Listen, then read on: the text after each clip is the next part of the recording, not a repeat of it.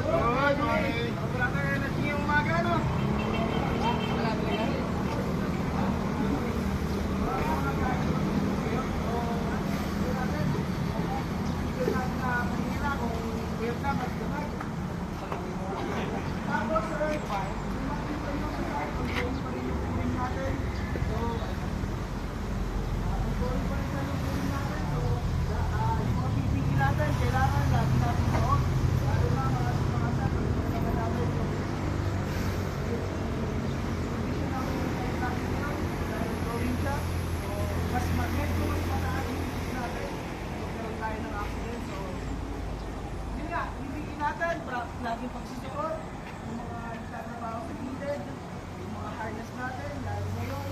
So, meron naman tayo mga lifeline dyan, so bumiti natin. Proper na pagsusuot mga sir, para kung sakaling nangyari man yung hindi natin na-asal o accidente. So, at least, yung protection natin, magagamit natin na maayos.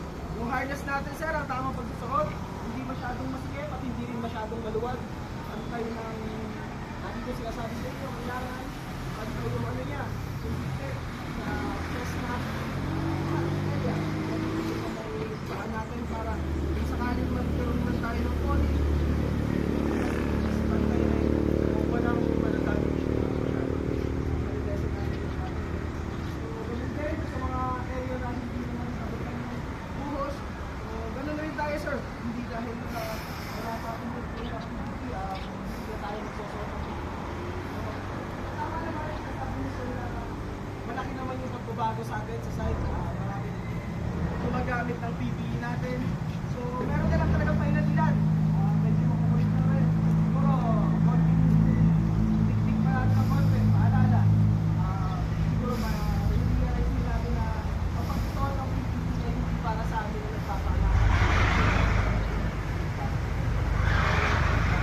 Kasi sir, kung magkaroon tayo ng aksidente dyan, tapos wala kayong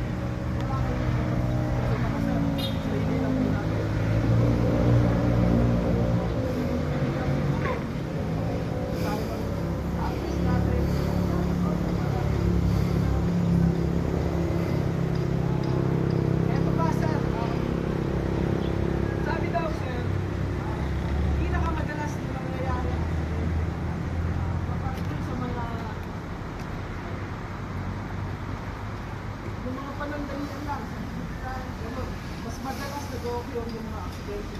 Tapos yung mga improvise natin, yung mga nag-i-improvise na access mga sir, nakasuyo lang rin kung nakikita nyo, mas maganda maglagay ng access dito. Tap nyo lang kami sir, ano na